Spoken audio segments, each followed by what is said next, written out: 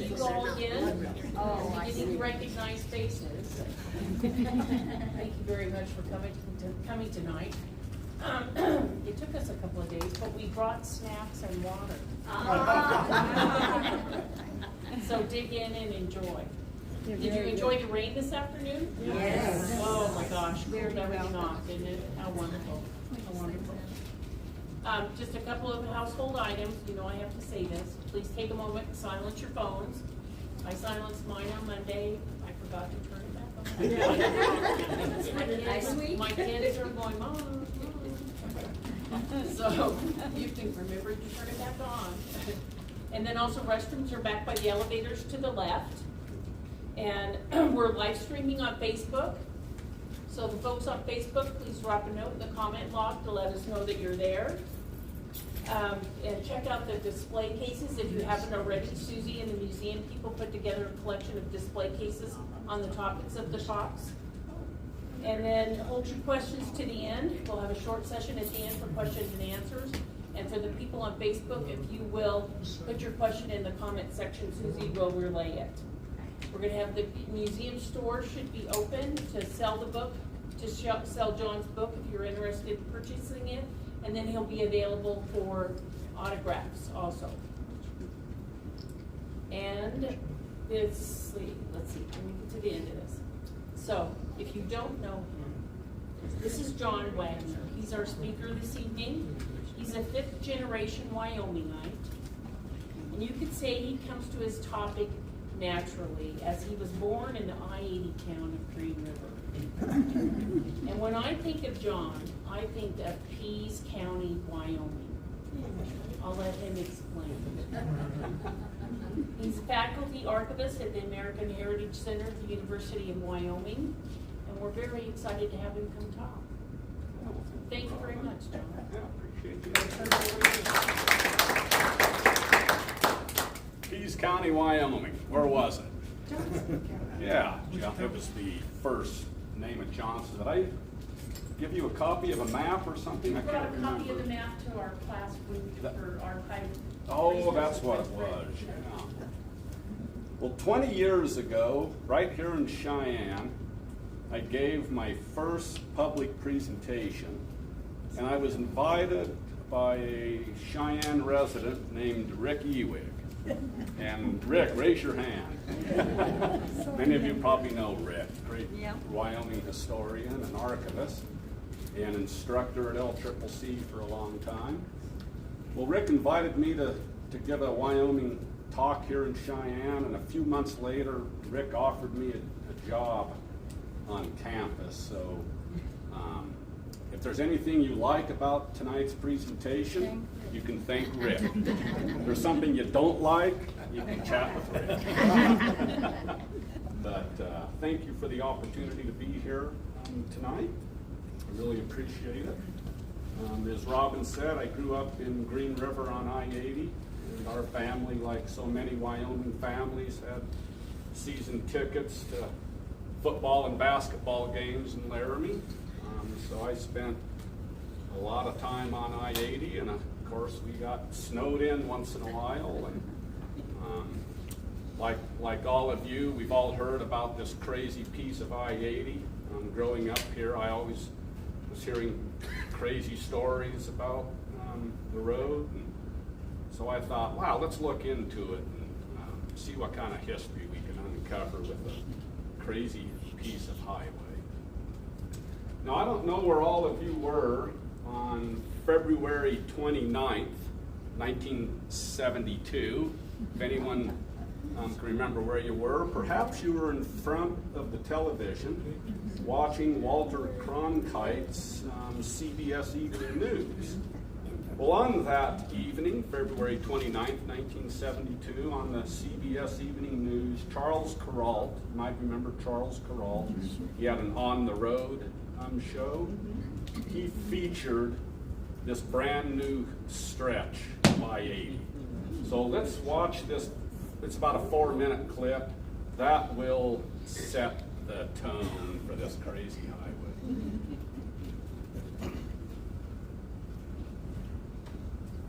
Baseball is Now, the roadman, Charles Small, is no great admirer of the interstate highway system. He once said that all it does You hear it is okay? drive coast to coast without seeing anything. But the other day in Wyoming, Charles got onto an interstate and he saw something. I'm sure everybody who travels very much thinks he knows the worst stretch of winter highway of the USA. Well, after what we have just been through, we have a little nomination of our own. Up until last winter, if you wanted to pass from east to west across Wyoming, you went down US 30 through Boswell, Rock River, Medicine Bow, and on to Rawlins. But now you can save 14 miles by taking the brand new Interstate 80, which cuts across the mountains. We have a little piece of advice for you. Don't try it. Everybody around here calls it the Ho Chi Minh Trail. We did try it on a balmy, sunny day, as nice a day as you ever get in the Wyoming winter. We headed west from Laramie without a care in the world. There was that sign, but we didn't pay much attention to it. Pretty soon we began to pay attention to it, as we encountered a motorist from California whose car had been blown off the road. Still, there was a passerby to help him back on the pavement, and we figured that was as bad as it would get. But farther up the interstate, it got worse. Winds began to buffet the bus, visibility dropped, huge trailer trucks roared by, slinging slush back at us, and snowplows fell in behind, fighting a losing battle with the swirling snow. Then it got a lot worse. The wind rose to what we later learned was 50 miles an hour. Visibility dropped to zero at times. It was hard to remember that just a few miles down the mountain on the old Highway 30, the sun was shining. We pulled off the interstate to take these pictures, and then had an exhausting battle just to make it back to the bus.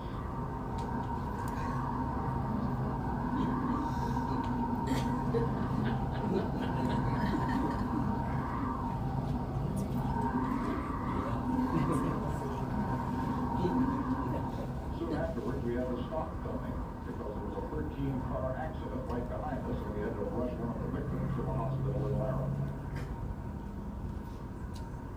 The next day was much the same.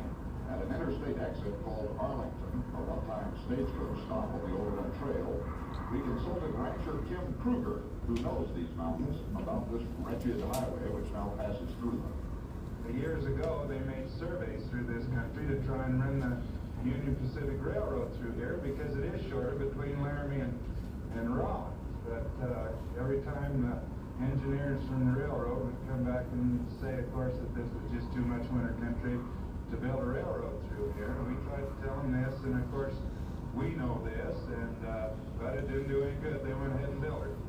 Well, this seems like pretty bad weather to me. Does it ever get worse up here? Oh, really, yes, it does get worse. Today is bad, but it's not as bad as it can get. Of course, the highway is running today, and when it gets a lot worse, they'll close the highway.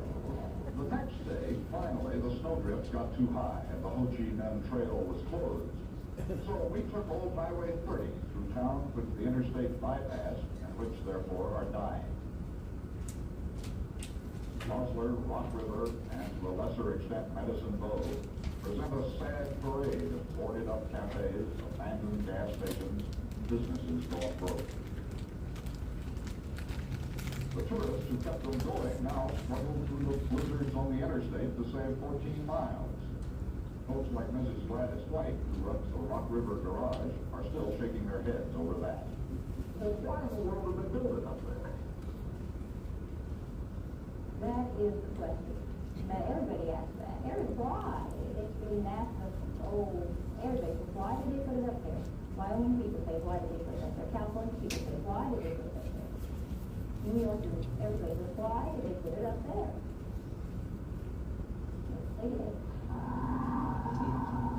The Wyoming Highway Department acknowledges that this new section of Interstate 80 has been closed 120 hours this winter, that 29 vehicles have so far been involved in accidents in one 3-mile stretch. But they say the route is still the shortest and thus the best.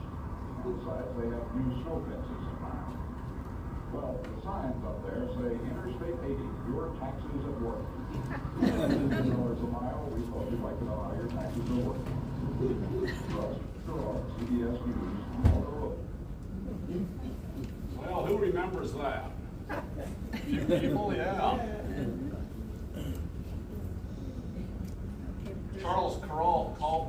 Highway Department, and how do I get out?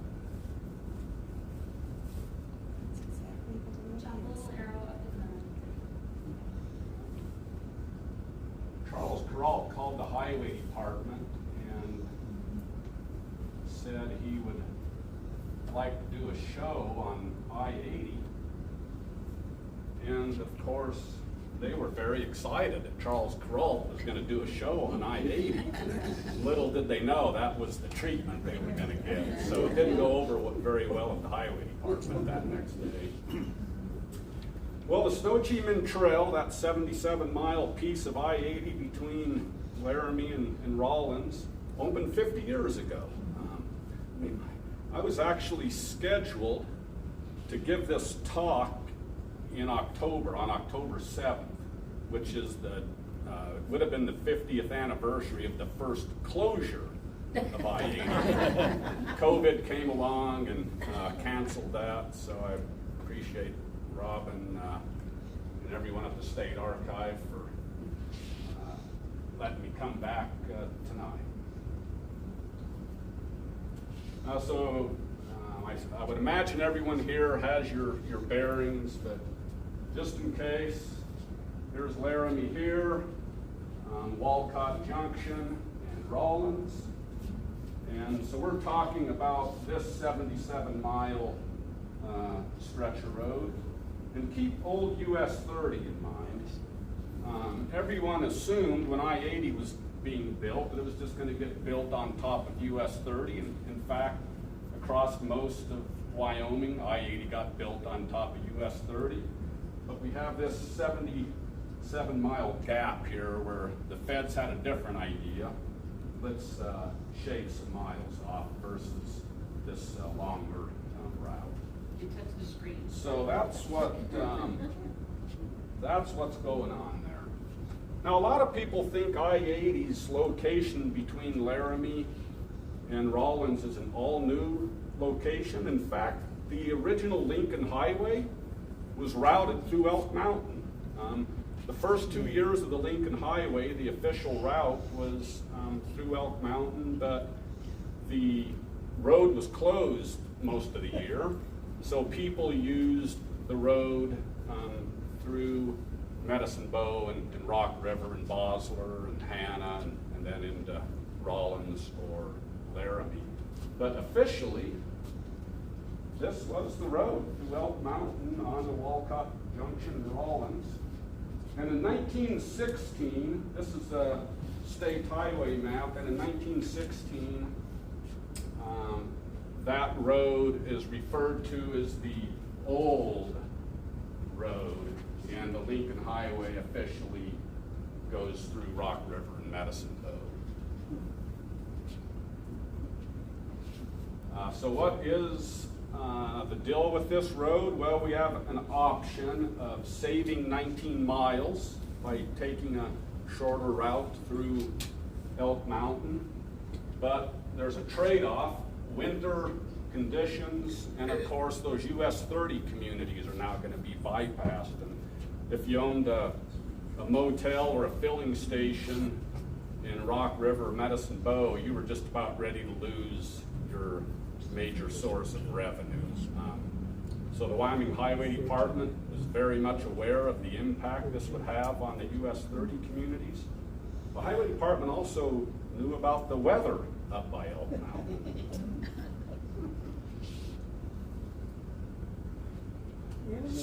So in late 1955, the Federal Bureau of Public Roads started to survey the location for I-80 across Wyoming. And in May of 1956, the feds went to the Highway Department and said, we've got a proposal for a location for I-80. So that started in 1956, in May of 56. Well, in 56, they debated it. In 57, they debated it. In 58, they debated it. And in 59, the Fed said, you guys need to get rolling. You can't hold this up any longer. You need to approve this location. So the highway department fought it for all of those years, and it got so heated that this chunk of road ended up on the floor of the U.S. Senate. In 1959, June 23rd, our Senator Gel McGee was there to represent Wyoming. Senator Joseph Omani was also supposed to be there, but I believe the day before this hearing, he got very sick and was in the hospital. So Gel McGee was there to sponsor Wyoming, and he basically had a duke out session with the director of the Bureau of Public Roads, Frank Turner. And Frank Turner basically said to Wyoming, you can build a highway wherever you want, but if you want us to pay for it, it needs to be where we tell you it's going to be. So the highway department basically had its hands tied behind its back. And the reason is 19 miles. And the highway department did a series of what are called origin and destination studies. So in the from about 57 through 58 on US 30, the highway department would pull cars over and they would interview them and ask them, if you had a choice to save 19 miles, would you prefer that, or would you prefer to stay on US 30 where you'll have access to the amenities of Rock River and Medicine Bow and Hanna? 90% of all motorists who were surveyed, they said we want the shorter route. Shorter is better. Now, I don't think the questionnaire asked anything about if the road's going to be lousy, do you still want to take it? That wasn't part of the survey. At any rate, when the federal government sees that 90% of U.S. travelers prefer a shorter route, we have to remember that the federal highway system is for everyone. It's not just for Wyomingites. And so the feds look at a broader picture. And that's really why this road bypasses US 30. It saves 19 miles and people are happy with that, some of the time. It could have been worse. Here's the town of Elk Mountain right here. And here is the actual location of I-80. However, you'll see this line down here, excuse me. This line here was actually the initial proposal for I-80. So it was literally going to go right up at the base of Elk Mountain. They were going to take it right to the base of Elk Mountain. So the initial proposal was going to go several miles south of Elk Mountain, but in the end, we end up just a couple miles north of the town of Elk Mountain, a little bit away from the hills, but it actually could have even been worse in terms of the weather conditions and road conditions. There was a compromise route. The feds also surveyed I-80, or excuse me, I-25 through the Shirley Basin down to Medicine Bow and Laramie. And in saving that mileage, Wyoming did have the option to run I-80 through Medicine Bow and Rock River. It was an option on the table.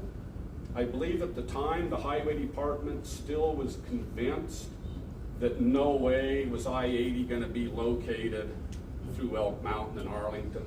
So they dismissed this option, thinking that they would eventually get their location for I-80. So the highway department never seriously considered I-25 through the Shirley Basin. At the time, Glendo Reservoir was a major project, and we had several big irrigation projects there. And so Wyoming was very much interested in preserving the I-25 location to its present location. But imagine I-25 could have gone through Laramie and the Shirley Basin. Who has heard of the Lady Bird Johnson myth? It's the reason for, that's the one I grew up hearing.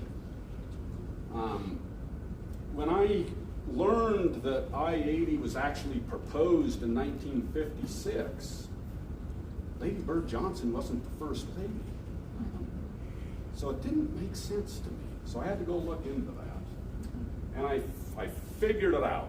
She was here in 1964 to dedicate Flaming Gorge Dam and Reservoir. She was in my hometown of Green River. And at that same time is about when they were talking about construction of I-80. So we're just about ready to start building a highway. Lady Bird Johnson happens to be in the state. And third, we've heard of the Lady Bird laws, highway beautification. Lady Bird Johnson was very interested in highway beautification efforts. And arguably, I-80 is in a more scenic location near Elk Mountain in Arlington than it is out in the prairie. So you've got highway beautification, Lady Bird Johnson's in the state, and we're about ready to build a highway. Put them all together, and you've got a perfect storm for a great myth. People have even told me that she flew over the area in a helicopter and said something to the effect of, put it there.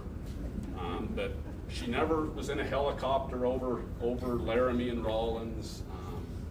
Wasn't even part of the I-80 decision at all. But lots of stories coming together to make that perfect myth. This good-looking chap here, that's my great-granddad Hutton there. So he had to go meet the First Lady when she was in town, of course. And young Senator Gail McGee there. Okay, so we had the routing debate basically conclude in the summer of 1959. And you'll notice construction doesn't start for 7 years. So the Highway Department delayed routing debate as long as it could, and then it delayed construction for as long as it could. A main reason, to preserve the economies of the US 30 communities. The commission basically promised the US 30 communities, we will delay construction as long as we can to help your economy and to give you time to adjust to a new reality. So in the summer of 1966, the feds said, get busy building a highway, we gotta get it built. So they were finally under pressure and construction started. It took 4 years to construct that piece of highway, but I do mention in the beyond. It actually wasn't fully ready yet. They only had one asphalt base layer, which they found out was a big mistake. It really eroded quickly. So that next year they were back on the road doing a lot more work. A lot of details like guardrails, delineator posts hadn't been installed yet. So there was still quite a bit of work to do when the road opened. So they easily could have gone another year before they opened it. So finally, Saturday, October 3rd, 1970, at the Arlington exit. This was such a big project, they had to have a celebration. It's the largest stretch of interstate, the longest stretch of interstate highway to open at one time anywhere in the nation. It's 77 miles. As most of you know, the interstates used to get built in like sections of about 10 miles. And back in those days, you'd be on US 30 and then you'd be on a new stretch of I-80 and just kind of back and forth. But there was no road to route traffic back and forth, so it had to be built as one long 77-mile project. And it has the distinction of being, as I said, the longest chunk road open. So we have, of course, Governor Stan Hathaway here for the dedication. And they cut the ribbon that morning. And the idea was they were going to catch all the UW football fans. So on this October morning, this Saturday morning, they had approximately 400 people in attendance at the dedication. And then folks headed into Laramie for the big game against Arizona State. I think there was a little omen there. It was one of Wyoming's worst defeats in program history. They lost 54-3, I believe the score. 51-3, I believe the score was. So a little omen. But of course, you know, Stan in the center. Many of you probably know Gus Fleischle. He was the highway commission chair at the time. This is Linda Sue Planbeck from Carpenter. I finally figured out why she was in the picture. She was in Girls State that year and got selected to be in Girls Nation. So she represented Wyoming at Girls Nation back in Washington, D.C. And that week she was there, she got to be the director of the Federal Bureau of Public Roads. So when this piece of road is opening, we actually have a Wyoming high school student who is the director of roads for the week. And so she basically spent the week with Frank Turner, the actual director, and just kind of followed him to see what it's like to be a Federal Bureau director. And in his office, he had a great big map of this chunk of highways. This was such a big deal, such a controversial road that he had to spend so much time with. He actually had a map of this chunk of road in his office. 4 days later, the locals said, "We told you so." So that's all it took for I-80 to close, was 4 days after it opened. So what were those early years like on old I-80? There were no snow fences. So, of course, with no snow fences, we have extreme low visibility conditions. I thought this was kind of fun. This particular picture was taken in 1972. The #1 hit in 1972, you'll remember the song. Johnny Nash has a song called "I Can See Clearly Now." The rain is gone. Well, apparently this scene did not inspire that particular song. In addition to low visibility, of course, we also have major drifting. The plows can't keep up with the drift, so they have to send in the rotary plows. They even have to call in the bulldozers, and they even have to call in the front end loaders. So it was quite a highway. There was no road closure gate on a Wyoming highway at this time, so there was no way to keep people off the road. So you had a lot of scenes like this with a lot of vehicles getting stranded out there, and then there was, no way to really get them back into town. So a lot of people were spending the night out there in these storms. The problem, wind. And more wind. Some of you might remember there's another turbine down here that you can barely see off in the distance. The Bureau of Reclamation actually tested these turbines in the late 70s and early 80s. When I was a kid, I remember them. You could see them when you were kind of by the Wagon Hound rest stop. They were off north of the highway. And I believe wind actually damaged both of them. And, they didn't actually survive the full length of their test. Yeah.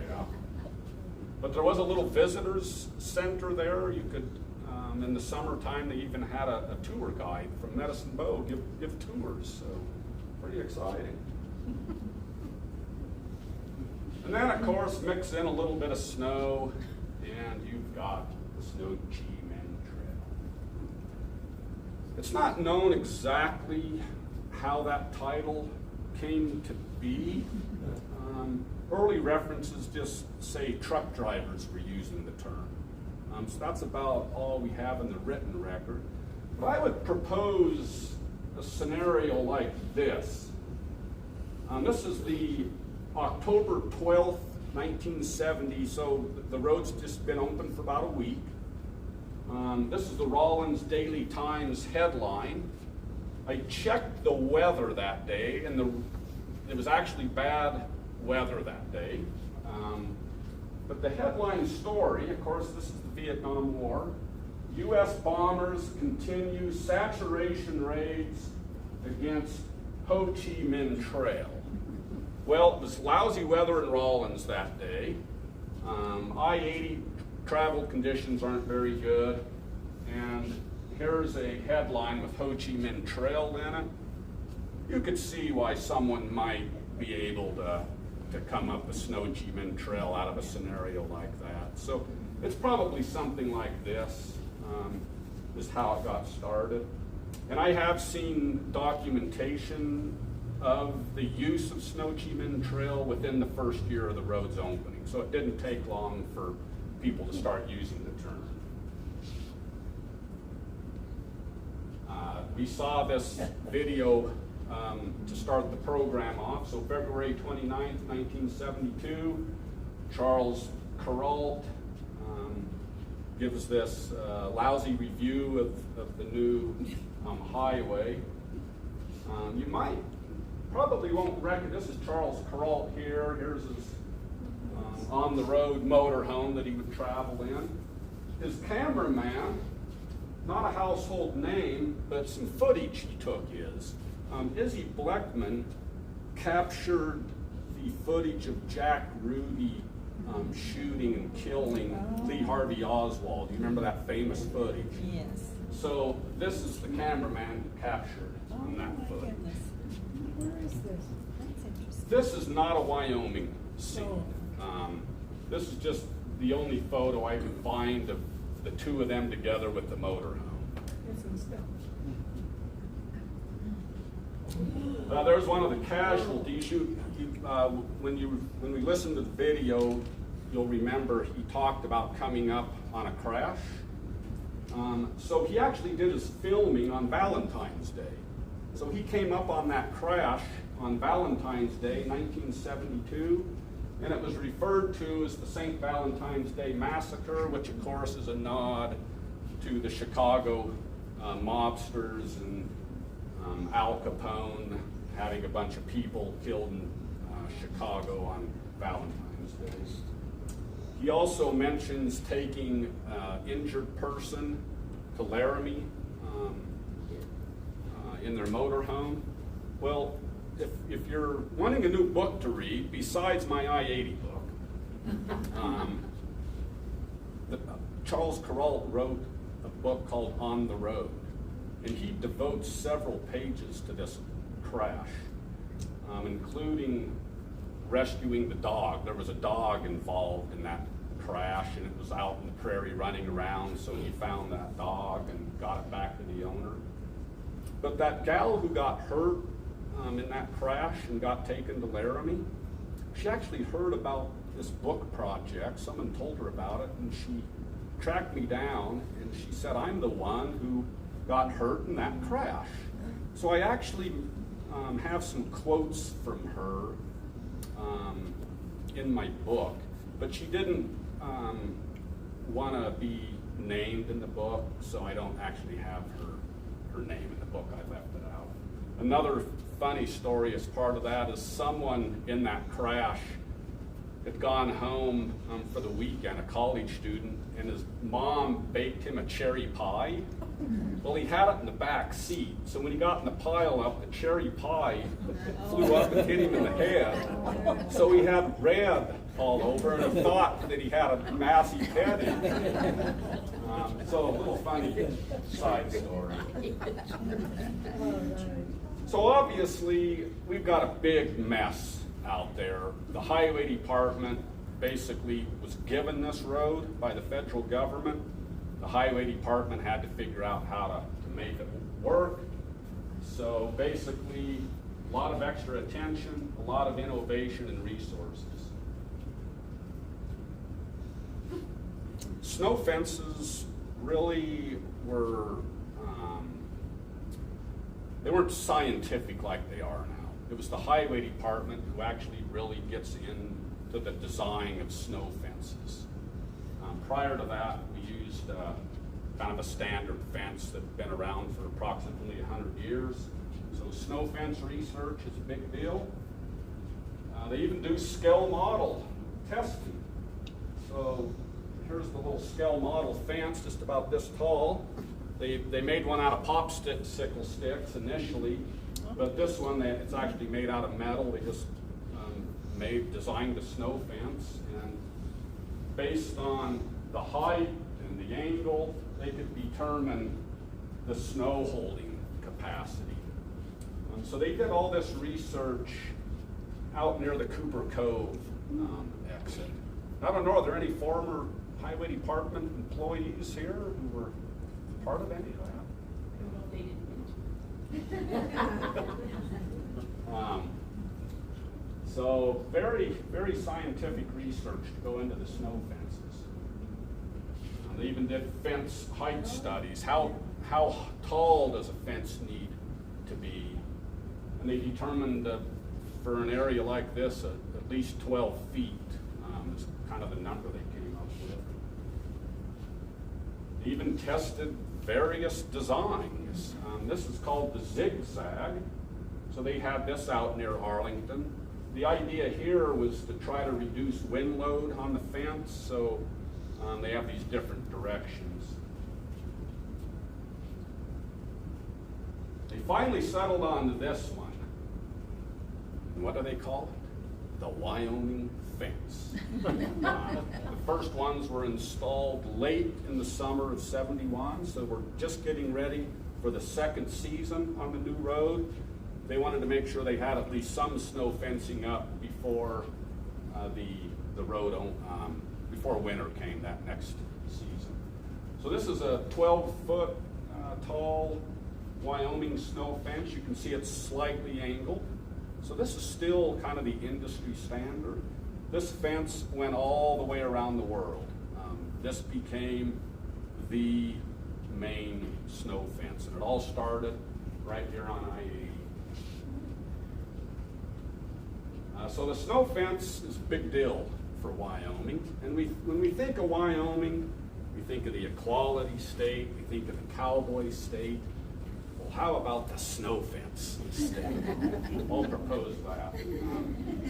The snow fence has been keeping Wyoming open to the world since 1868, when the UP Railroad came. By August, the UP Railroad was installing snow fences to protect the tracks. We became a territory in late July 1868. Within 3 weeks of becoming a territory, Wyoming already has snow fence on the landscape. So it's been here since the beginning of territoryhood. This is the old recurve fence, the Swedish recurve fence it's sometimes called. You'll still see these out in the prairie.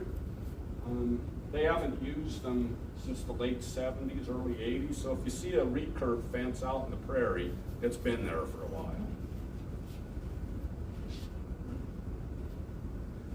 They also did a bunch of fine tuning out there. This is a guardrail study. So when I-80 opened, the guardrail style at the time was called a W-beam, and it was a piece of metal about that thick, and it was wavy like the letter W. So that's this fence right here. Down here, we have what's called the box beam, which is just a square tube with a few posts to hold it, and that's what we have now. So you can see the difference in terms of the drift pattern. So the highway department, after the road opened, in addition to snow fences, they were also modifying other things, so all just because of this road. Wyoming had no road closure gates. As a matter of fact, based on my research, no state had road closure gates with the exception of like mountain pass roads, but no major highway. Wyoming in 1970, when the road opened, they had to figure out a way to get people off the road. So imagine this great job. Your boss says, hey, go stand out on a low visibility icy highway and wave a flag and tell people to turn around and go home. I interviewed a guy who did that, and he said it was not very fun. I don't know if people know Ross Stapp. He was the director of the highway department. Well, it was Ross Stapp's son who actually had that job. Obviously very dangerous. It's also a waste of manpower. These guys could have been out plowing or something, but instead they're waving a flag. So a very short-term way of closing the road. By 1973, they put in these swinging gates, and you'll still see some swinging gates on some of the less traveled highways in the state. There's one on Highway 230 outside of Laramie on your way to Snowy Range. Again, there's some problems with the swinging gate. They're a hazard in them of themselves, being right on the road there. They actually caused drifting, so the snow would drift behind them, so that was a problem. And a highway department maintenance crew member would have to get out on the highway and tie that thing down, so pretty unsafe. So in 1991, the highway department came up with this idea, and this is what we have today. So they pioneered the use of these drop-down gates for a highway, and guess what they call it? The Wyoming gate. So we've got the Wyoming snow fence and the Wyoming gate. So we're really paving our way into the highway district here. Of course, here the highway department crew member can just stand off to the side of the road and lower the gate, so it's a lot safer. These don't collect snow like the swinging gate. And they actually did crash test studies on this, and it's much safer than, say, that fence. So all around, much, much better. And they installed variable message signs. Of course, these are now quite common around the state, but the first two variable message signs were installed in 1976, one in Laramie at the Curtis Street exit, and one at Walcott Junction. And the first use of the variable speed limit was on that chunk of road. So in 2008 is when they initiated that project, and by 2010 it was fully implemented like we have today, and of course now we have these signs around the state. And in terms of safety, this is probably one of the biggest factors. If you can get vehicles to slow down, you're still going to have crashes, but maybe not the fatalities that we once had.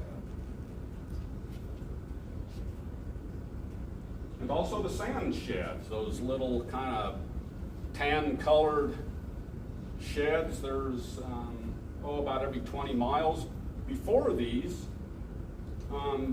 there was a sand pile in Rawlins. There was a sand pile, I believe, at Queely Dome, Elk Mountain, Rawlins. They had to go back a long ways to fill up their trucks with sand and salt. Well, now they can just maybe go 10 or 15 miles and they'll have a shed that's protected, so they can fill up their trucks a lot faster. So another big implementation to help keep the road safe and open. And that's a lot of stuff to manage. You've got variable message signs and variable speed limits, and it's tough to keep track of all that. I don't know hope you're probably familiar with it, but I know it as the old Quest building at Story in Yellowstone. Well, in the basement of that building is what I call mission control. And it's officially known as the TMC, the Transportation Management Center. And I believe there's about 20 full-time employees there. So when you go to the YDOT site, where there's the webcams and road updates, all the 511 information, that's all being managed out of that Quest building. And I'd imagine on days when I-80's closed, when they leave here, they go across the street to Uncle Charlie's.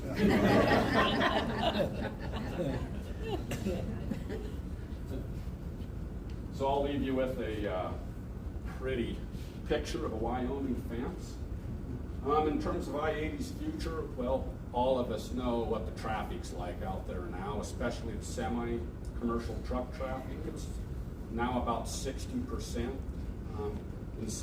On some days, it's closer to 70-75% of all vehicles are commercial trucks. There's a couple of projects that are really focused on commercial trucks, the Connected Vehicle Program and the Winter Freight Project. There's a lot more stuff going on, but the Winter Freight Project, they are adding more climbing lanes in those some of the steeper grades. They're adding additional truck parking lots. They're expanding the Fort Steele rest stop. So things like that to increase the capacity of holding trucks. The Connected Vehicle Program, trucks are now going to be able to talk to each other. So if basically a glorified computer system, if there's a crash up ahead, as you get near that crash, the truck driver will get a message saying, crash ahead, slow down. So trucks are now starting to be able to communicate with each other. So basically all this great technology we have now, it's starting to have an impact on actual driver abilities. So that's kind of what the future looks like. I will quickly end with a little hometown highway history. There were three, I call it the triple bypass. Wyoming had three controversial stretches of highway. Of course, we just got done talking about the biggest, the Snoqualmie Trail. Bridger Valley had a minor debate down there on where I-80 would go through like Lyman and Mountain View. The third one was right here in Cheyenne. Back in the 60s, the idea was, if you think about it, US 30, the Lincoln Highway, 16th Street, that was the highway until I-80 opened. The mindset back then was, if we take I-80 and move it away from 16th Street, you're going to kill the downtown, you're going to kill business. Of course, later we learned the opposite's true. Imagine I-80 going down 16th Street, that wouldn't be too good. Cheyenne officials, including the highway department, wanted the red line, which was going to go basically near Sun Valley, north of Sun Valley, and then it was going to connect right here, about like where the Fleetwood Motel is, where Nation Way and Lincoln Way come together. Yeah. The idea was there would be a big exit here, and right there you would be on Lincoln Way or Nation Way. So that's where they thought it was going to go. The feds said, we really don't want an interstate cutting your town in half like that. This is going to develop, there's going to be congestion. They proposed that it be further to the south, and that's the blue line. So because of this debate, as you can see, it also got held up. But for those of you who have been around for a while will remember old US 30 out past Sun Valley was already a divided highway. So there wasn't an immediate need to make that a divided highway because we already kind of had one. So that was part of the delay. But Wyoming finally decided on this blue line, but they said, you have to give us a highway to get to downtown Laramie. So when we think of interstates in Wyoming, we think of I-80, I-25, and I-90. Guess what? There's one more. right here in Cheyenne, I-180. Well, how many people did not know there was an I-180 in Cheyenne? Everyone know it? Good. So basically Central Avenue, from I-80 over the viaduct to Lincoln Way. That is an interstate highway. I believe it's the 4th shortest interstate in the nation. And it's one of, I believe, 2 or 3 that has a stoplight on it. So that was the compromise. We'll take the blue line, but you have to give us a connector to downtown Cheyenne, because that's what's going to keep our downtown going and vibrant. The last stretch of I-80 to open was that 9-mile stretch between East Cheyenne and the Archer exit out by the fairgrounds. That opened on May 4th, 1977. Governor Hirschler was there. They had a ribbon cutting, and then in 1977, I-80 is open across the entire state. That was the last section. The viaducts for I-180, for those of you who have been around a while, will remember when those opened. The first one opened in 1982, and the last one, the second one, opened in 1984. That was a big deal. There was a ribbon cutting. Lino Mengini, some of you might remember, he was the head of the highway department at the time, and the mayor was Don Erickson, was the mayor at the time, and they were there to dedicate that chunk of road. So that's the I-80 story. So with that, be safe, enjoy big, wonderful Wyoming. Happy Cheyenne Frontier. So thank you.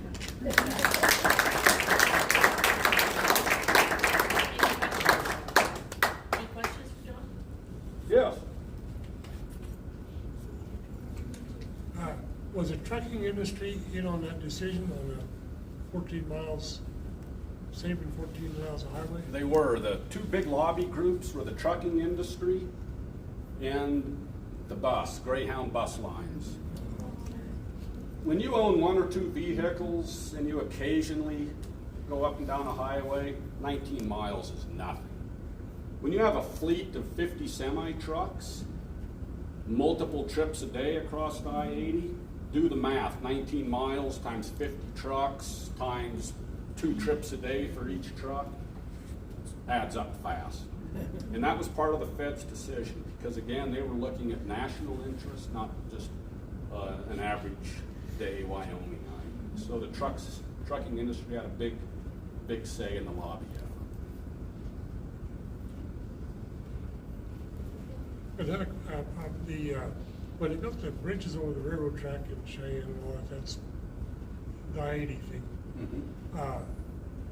They had some wells that they were putting ammonia gas down in the ground, and then the tubes in the concrete were going to keep that melted off. Right, yeah.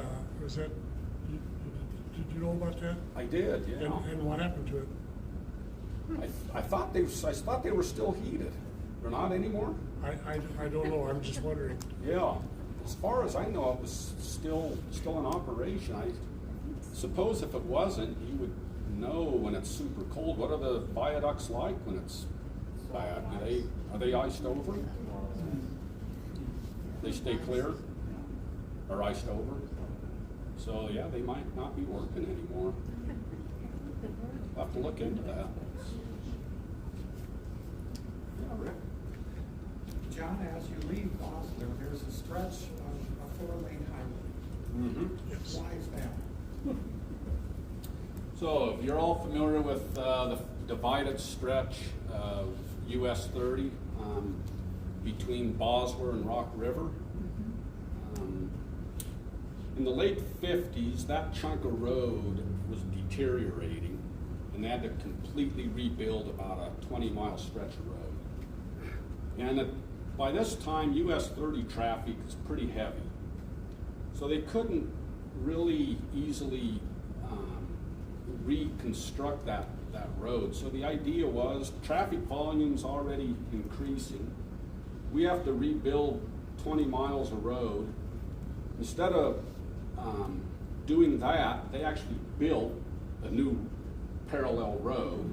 And when that opened, then they reconstructed the old road. And one of the myths is that that was the highway department's way of convincing the feds, let's build I-80 here. We've already started building a divided highway, so let's just go ahead and finish it. It sounds like a reasonable myth, but in fact, that project was being planned long before the highway department thought that I-80 wasn't going to go there. But it is a nice chunk of road. Being on a US 30 divided road's pretty nice. Susie, do we have any questions on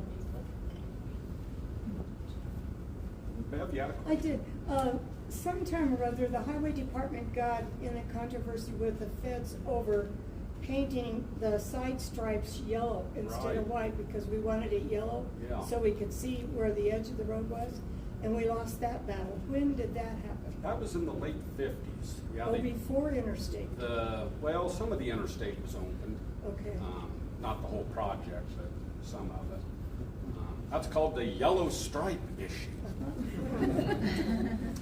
Yeah, so, interstate markings are uniform. When you cross a state boundary, the interstate doesn't just automatically change, and the uniformity is the stripe colors. Mm-hmm. And of course, Wyoming thought white stripes and blowing snow, not a good idea. Right. Let us have yellow Yeah. stripes. They'll show up better in white snow.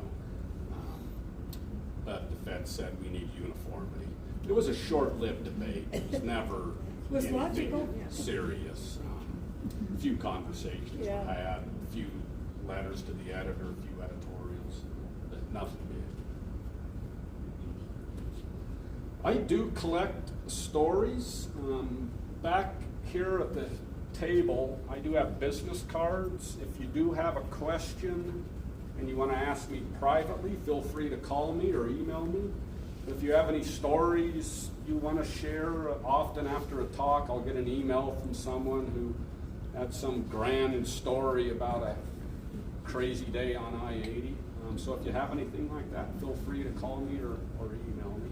Thank you, John. Yeah. My deepest apologies. The lady that was gonna have the museum store, her house got hit by hail. Skylights and everything, her house, and has hail in her house. So they weren't able to do that, but we have made arrangements, we are going to make arrangements, if you will. Susie's got a list. If you want to buy a book and have John autograph it, you can sign the list and then how you want him to inscribe it for you. And then we'll have the museum